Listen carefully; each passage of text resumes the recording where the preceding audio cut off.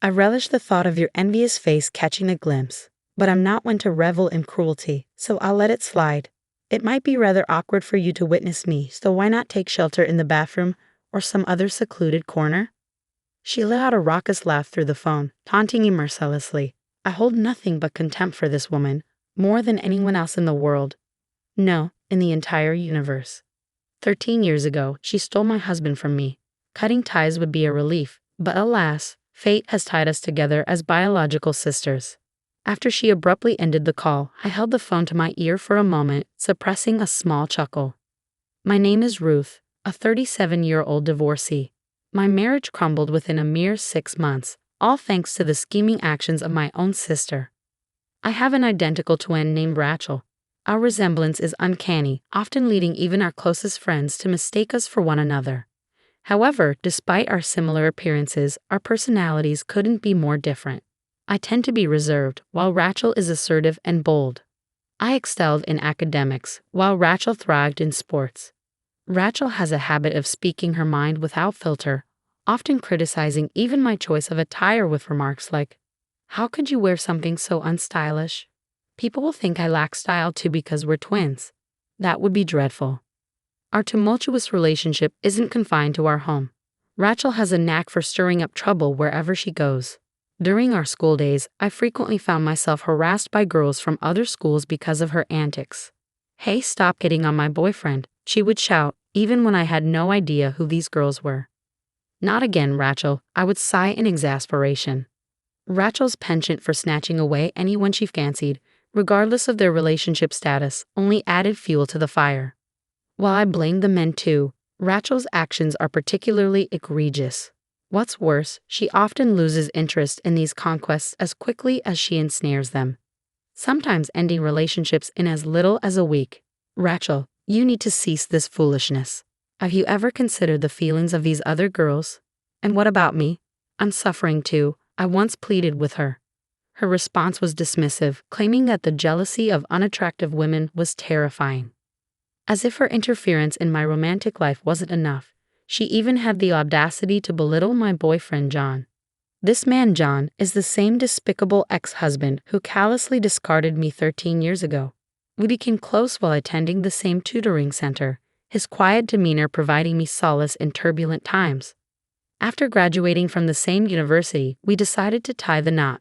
Little did I know, just 6 months into our marriage, John would present me with divorce papers, uttering the words, "Please divorce me."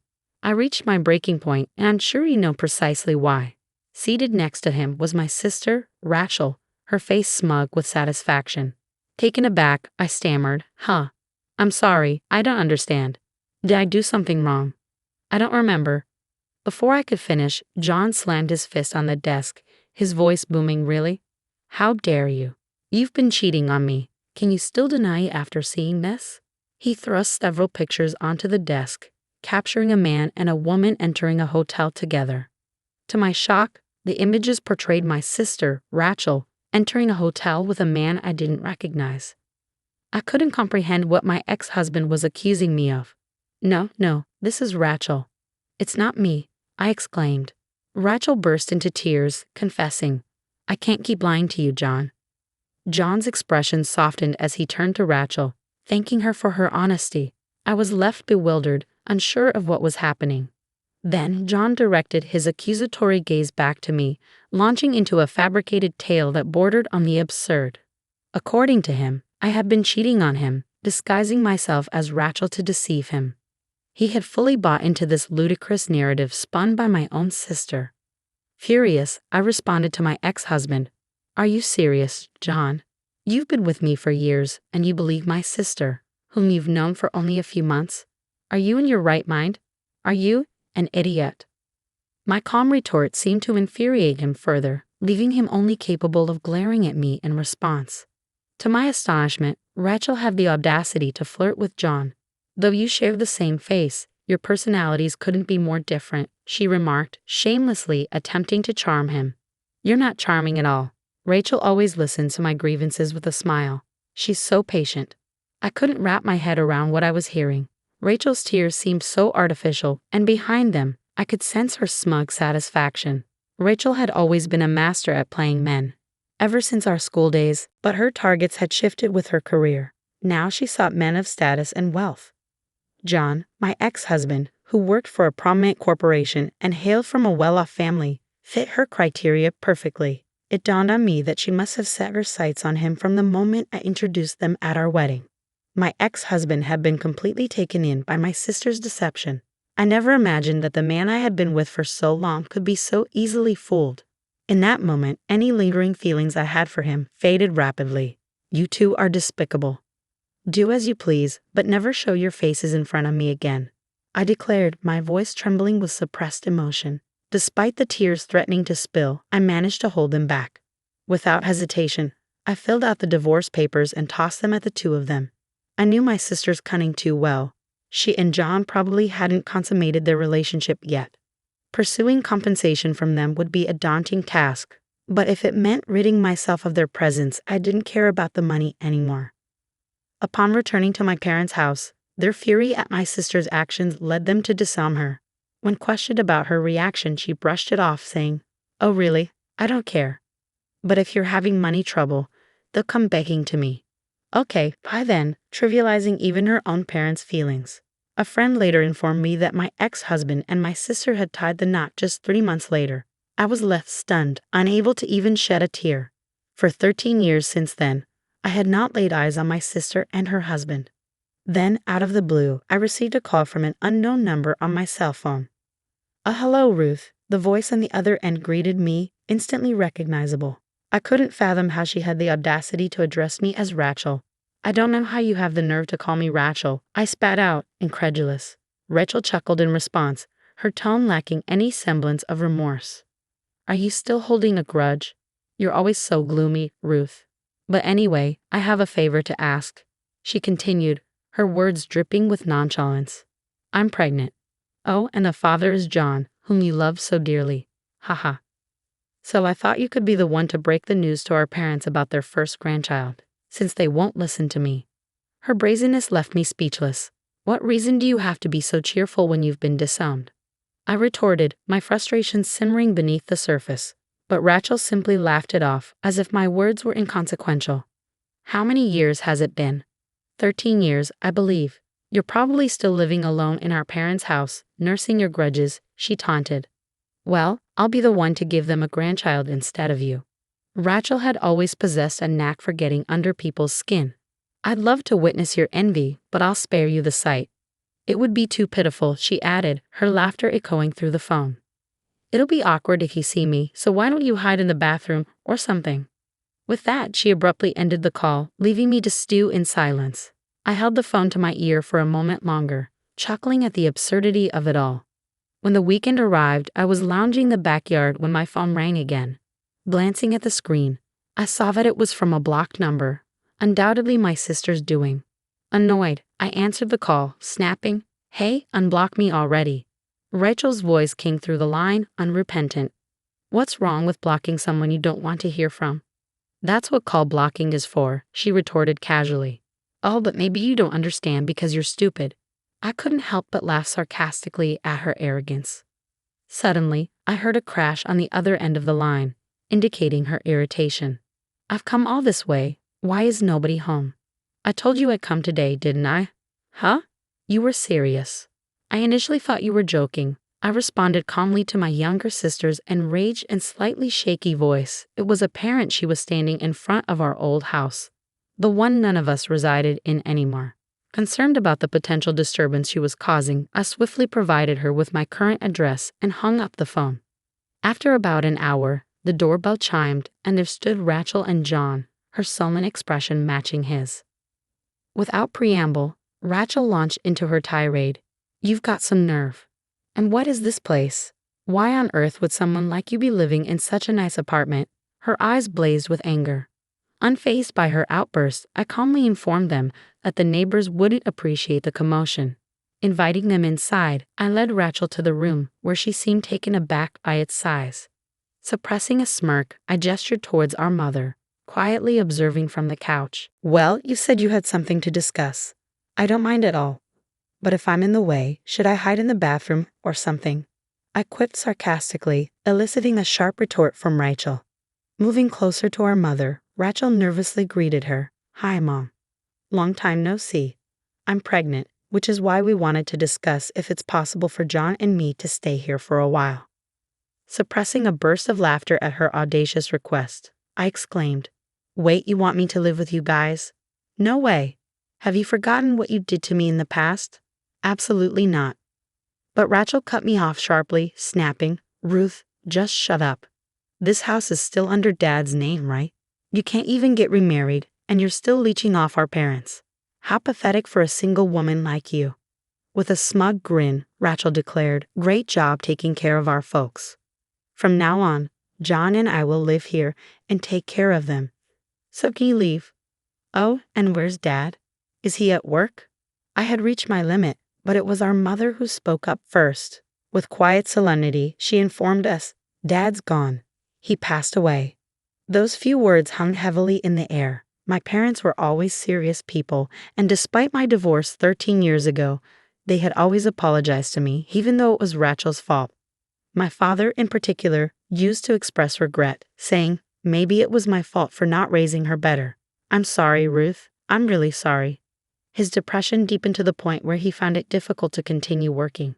At the time, both of my parents were in their early 50s, and we were surviving on my income and Mom's part-time job. A while later, my father was diagnosed with cancer and passed away 10 years ago. Just before he died, he made a request: "Don't tell Rachel anything. I don't think I'll make it to heaven if she comes to my funeral." True to his wishes, Mom and I didn't contact Rachel. We moved into our current house about 5 years ago. Mom had developed issues with her leg due to overworking, and we decided against renovating our old house, situated atop a hill, fearing it would be too much for her to manage. Since moving into this accessible home, Mom's leg had been feeling much better. Though I tried to maintain composure, thoughts of my late father threatened to overwhelm me. Tears welled in Mom's eyes, mirroring my own sorrow.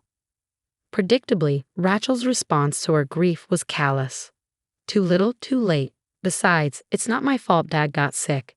In fact, you're living in such a nice place now because of Dad's inheritance, right? That's not fair. What about my share? Didn't I have the right to inherit?" She spat out, nonsensical accusations slipping effortlessly from her lips. Without hesitation, Mom retorted, her anger palpable. "Inheritance? There's no such thing. You only came to us when you were in trouble, doing stupid things before your marriage. How many times do you think we paid alimony because you messed around with a married man? Live with you? Never. You must be joking. Don't be ridiculous." It was the first time both Rachel and I had witnessed Mom so enraged. Sensing the tension, Rachel fell silent. Then John, who had remained quiet like a puppet until now, interjected, "Rachel, you've been deceiving me, haven't you? Ever since. I married you, and my life's been a mess. You're a reckless spender, and you don't do any housework." My ex-husband's words nearly made me burst out laughing. He must be quite something to have put up with her for 13 years. Moreover, when he approached me, he said, "Ruth, I've been regretting our divorce. Do you want to start over? Let's let bygones be bygones." When he tried to touch me softly, I felt a chill run down my spine. No way. Please, let bygones be bygones. Who does he think he is? Is he stupid? It's not his place to say that, I thought, just as I was about to dodge his touch. Suddenly, the door to the next room burst open. "Could you not touch her with your dirty hands, please?" a man exclaimed as he appeared, catching both of us off guard. Ignoring Rachel's murmurs of confusion, I explained, "I told you to stay hidden because I didn't want to involve you." He responded, "I couldn't stand it when he tried to touch you, Ruth. Besides, I think having a third party will help the discussion, don't you think?" Exasperated, I introduced them. Okay. This is my husband, Alex, and Tony, come here. This is our son, Tommy. He's 8 years old." Tony, who had been peeping out from behind the door, glared at Rachel and her husband. "Huh? You're remarried? Unbelievable." "Why?" Rachel was more surprised than anyone that I had a husband and a son. My ex-husband, John, was equally shocked, gaping like a fish out of water. "What do you mean? Why? How many years do you think it's been?" "It's been 13 years. 13 years, and despite all that time passing, you guys haven't changed one bit." though I added somewhat sarcastically. Their faces turned bright red. I met my current husband, Alex, shortly after my father passed away. We were colleagues for a while, and one day he asked me out. When I rejected him, saying that I was a divorcee, he responded, "Does being divorced mean you can't remarry?" He asked me out once more, and we got married a year later. Our son, Tony, was born the following year. Alex treats my mother very well, doesn't mind us all living together, and my in-laws, who already live with Alex's brother and his wife, have reassured me, saying, "We're glad you're here for Alex." It was Alex who proposed moving to our current house, concerned about my mother's mobility. Facing the two shocked individuals, I firmly stated, "My mother and I are living our lives here. Can you not disrupt?" Turning my attention to Rachel, I continued, "You said you were pregnant. How many months along are you?" Their flustered responses to my question hinted that Rachel was likely lying about being pregnant. I had been married to John for only 6 months, and I never got pregnant. That fact had been the reason my former mother-in-law used to make snide comments. If Rachel wasn't pregnant, it meant that was probably the case. Rachel seemed to get along with my bad-tempered former mother-in-law. Unable to endure the harsh glares from my family, the two hastily left our house. I mean, I had heard stories, but is she really your sister? She does look like you, but her character. Alex remarked, trailing off. Anyway, it's settled for now, he concluded with a smile, to which I responded with a bitter smile. Really? Later that evening, the doorbell rang incessantly. Watching the monitor, I sighed. They came after all, I murmured to myself. Opening the door, I found Rachel and John standing there with pale faces. "We need help. Can you lend us some money?" they pleaded, kneeling down. My husband looked puzzled, but my mother and I felt differently.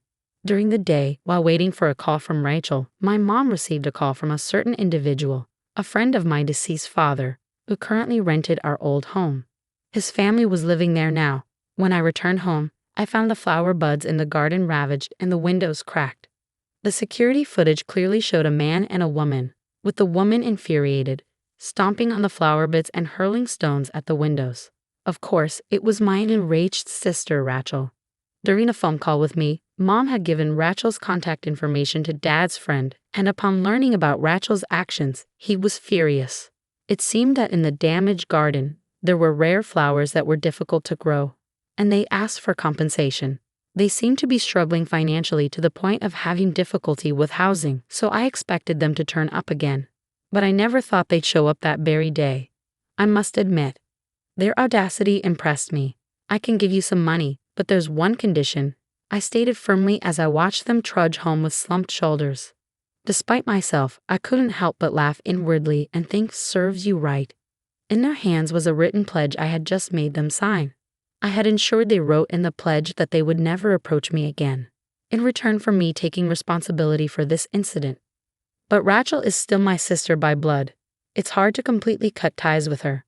There may come a time when she'll use the power of the authorities to approach me. When that time comes, I'm prepared to fight using the audio recordings I secretly made 13 years ago. This time as evidence. Because you see, I have no intention of forgiving my sister and her husband anytime soon. Later, a friend told me that my ex-husband had immediately resigned from the big corporation after our divorce and started working as a staff member in a fortune-telling establishment run by my former mother-in-law. Because they were family, he was paid a high salary, and he and my sister seemed to have been living a life of luxury. However, a few months ago, my former mother-in-law suddenly passed away from illness, and my ex-husband, who had no talent for fortune-telling, took over as her successor. But the establishment quickly closed down.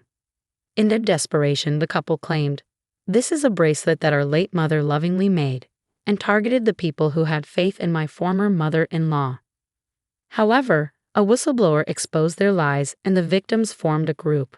The victims began flocking to the establishment every day, and my sister, who no longer had a place to live and work, came to ask for my help.